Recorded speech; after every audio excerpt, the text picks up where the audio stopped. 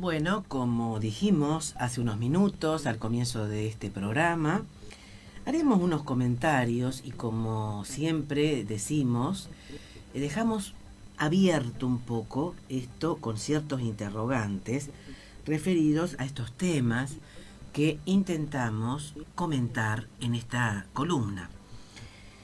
El tema de el trabajo para los jóvenes no es una cuestión menor y es de larga data. Por supuesto se ha acentuado, pero enormemente, en general en todo el mundo y en Argentina con mucha fuerza.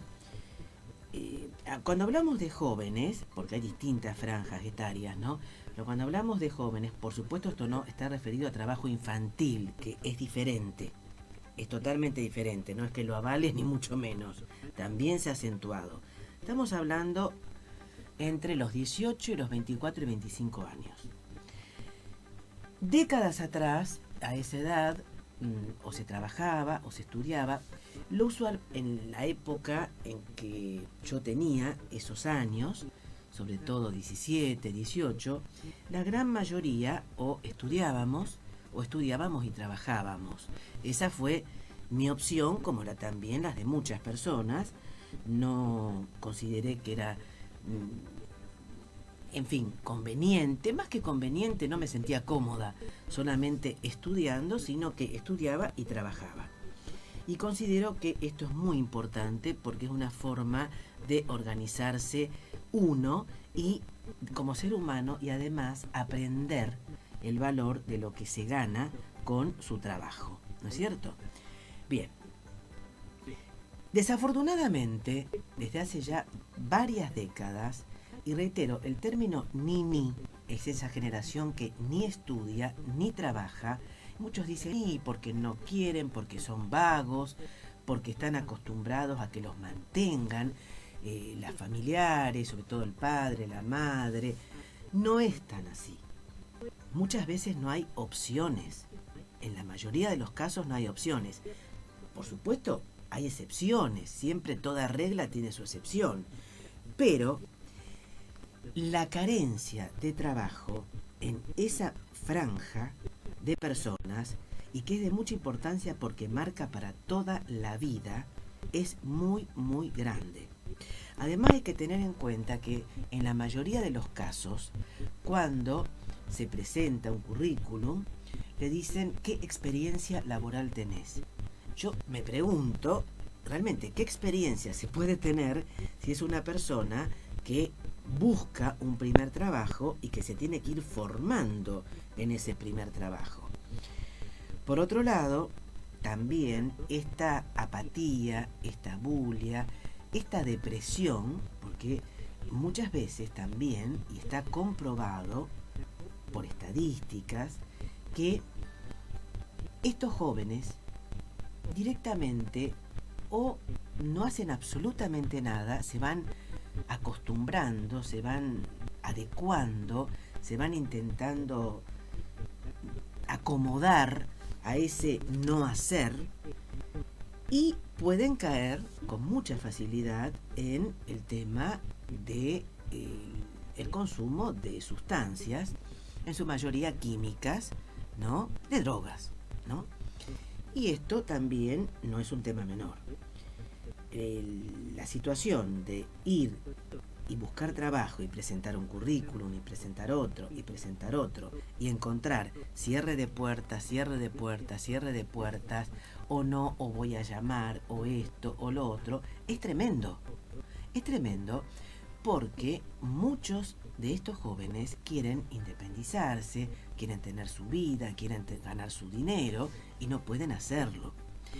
Y también en cuanto al estudio, vemos una brecha muy grande entre las personas que tienen una condición económica mucho más, en fin, más adineradas. Pero cuidado, la generación Nini comprende a toda la franja, tengan dinero, no tengan dinero, no se trata de la condición económica. Muchas veces en las personas de mayor condición económica es quienes menos trabajan y delinquen, y muchas veces, y lo hemos escuchado, lo hemos visto a través de las redes sociales, a través de, en fin, de medios más tradicionales de comunicación, que muchos jóvenes de la alta burguesía, como se decía en términos más tradicionales, ¿no? O de recursos económicos importantes, se dedican por diversión. Un caso que no se habló más y que quizás debería hablarse, no se habló por cuestiones quizás de, en fin, de que los medios de comunicación muchas veces, en fin, de ciertos temas machacan y de otros temas no hablan, es de uno de los sobrinos de esta periodista y de esta empresaria, Ernestina Pais, y a su vez también su hermana, también se dedicaba al periodismo, actualmente no, que robaba por placer y lo subía a las redes sociales. Ahí tendríamos un ejemplo de un niní, por ejemplo. Es decir, ni estudia, ni trabaja y se dedica a este tipo de actividades como diversión. Bueno, eso, por supuesto, lo considero altamente repudiable.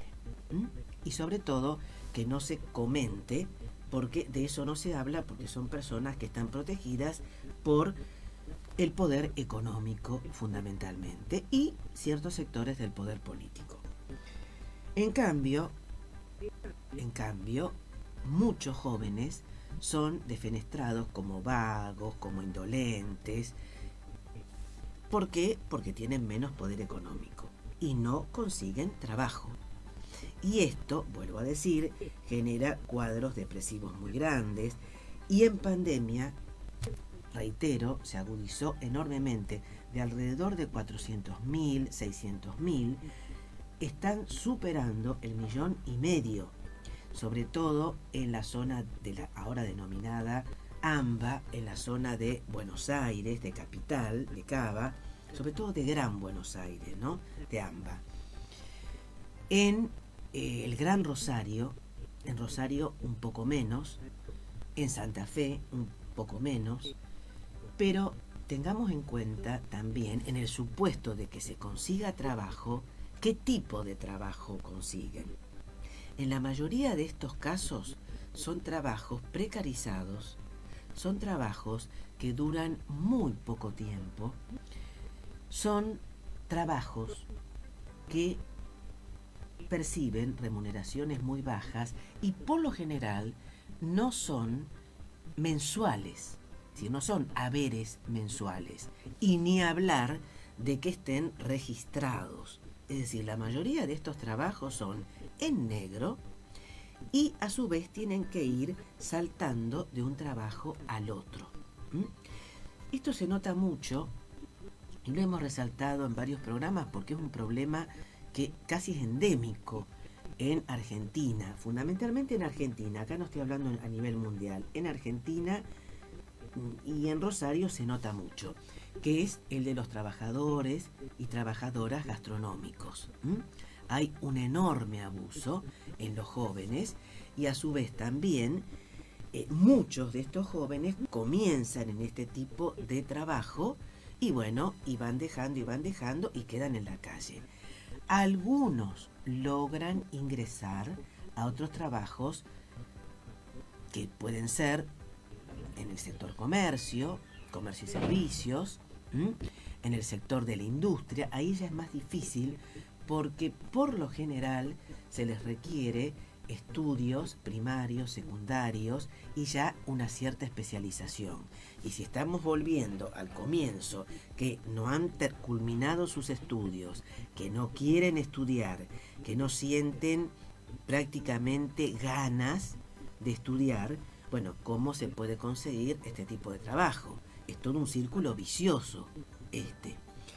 Y reitero, no es menor, existen bolsas de trabajo, existen reparticiones a nivel provincial, en general en casi todas las provincias argentinas, a nivel municipal, de búsquedas de trabajo, sobre todo de cursos de formación también, Pero cada vez vemos, y eso también está comprobado por estadísticas, que no están recurriendo a este tipo de tareas de capacitación, de formación.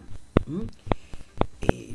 Esto es un fenómeno muy, muy fuerte y, reitero, y no lo digo yo, lo dicen las estadísticas y los dicen la misma OIT, la Organización Internacional del Trabajo, lo dice la ONU, y por supuesto el Ministerio de Trabajo, Empleo y Seguridad Social de la Nación.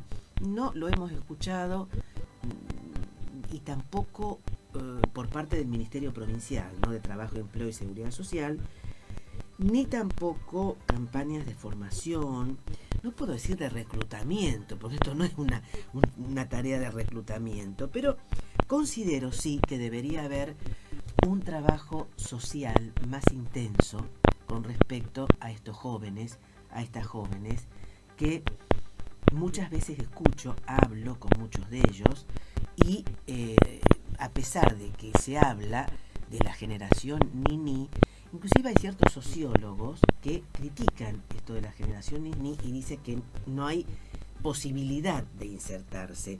Y no está tan mal, porque estaban estigmatizados hasta previo a la pandemia fundamentalmente.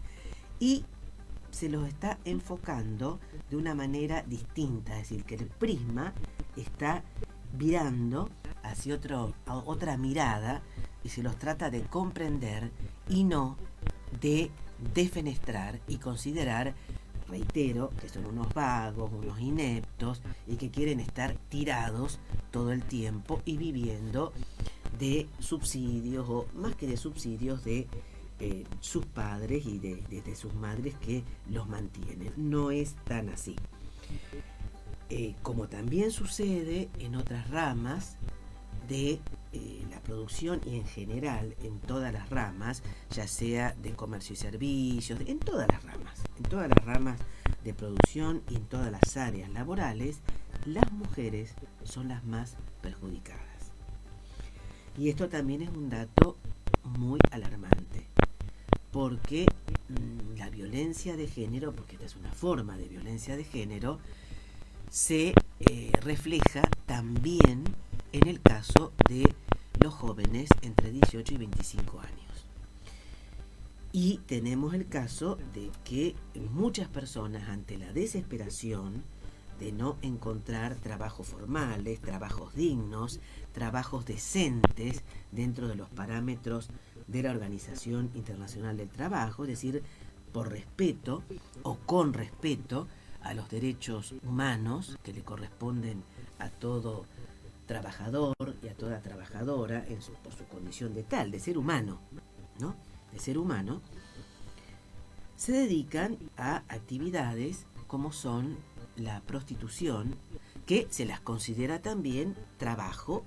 Esto ha dado lugar a ciertas discusiones, pero un trabajo de características muy diferentes, en donde muchas veces hay remuneraciones. Si estamos hablando de prostitución como trabajo remunerado, bueno, tenemos que decir que muchas veces la violencia, el abuso, el maltrato, la falta de consentimiento es también muy grande. Y esto también está sucediendo. Y también sucede, y sobre todo en la zona de Rosario y de Gran Rosario, con los denominados, muy desafortunadamente, pero es una realidad que no podemos obviar, los soldaditos y las soldaditas. Es decir, la carne de cañón del narcotráfico. Y lo estamos viendo ahora, ya se ha puesto en evidencia, pero desde hace años, décadas. Rosario era denominada en la década del 30 la Chicago Argentina, con Ágata Galifi, con Chicho Grande, con Chicho Chico. Si googlean un poco, no digo que lean, googlean un poco, aparecen. De hecho, uno de mis tíos abuelos, José Gioldi, fue juez de instrucción de la tercera nominación en la época de la Chicago Argentina. Dictó el primer fallo contra la denominada trata de blancas, es decir, la trata y tráfico de personas, sufrió amenazas de todo tipo, contra las hijas, contra la mujer, no digo contra perro porque no tenía perro, pero más o menos. Si se movía, estás acá, estás allá, seguimos. Bueno. Continuó, inclusive trabajaba con un policía que le cebaba mate y ni tenía confianza en el secretario. La tarea de quienes están a cargo de los centros penales no es fácil. La lucha contra el narcotráfico es muy dura, es muy fuerte y no ha variado demasiado. Siempre va muy enlazado el tema de narcotráfico, trata y tráfico de personas y tráfico de armas e industria farmacéutica. Eso también lo comentaremos con más detenimiento y con especialistas en el tema. Y por otro lado, recuerdo que él decía, y sigue estando muy vigente, que no se va a eliminar el narcotráfico en Rosario si no coexiste esa unión casi indisoluble entre el poder económico, el poder político y el poder judicial. Y eso sigue vigente. No digo que no existan funcionarios, magistrados, probos. De hecho, hubo un atentado al centro penal. También están en estos momentos el denominado Guille Canteros, que caen algunos para que sigan las cabezas vigentes. Y todo se enlaza con todos, porque estos soldaditos mueren, ganan dinero, pero son carne de cañón. Y eso sería un ejemplo brutal, terrible, tremendo de la generación Nini, que se dedica a esto, porque recibe algo de dinero y mueren salvajemente y hasta a veces se entregan por dinero. No porque quieran, sino porque el mercado y el poder económico los obliga a esto. Son víctimas de un sistema brutal que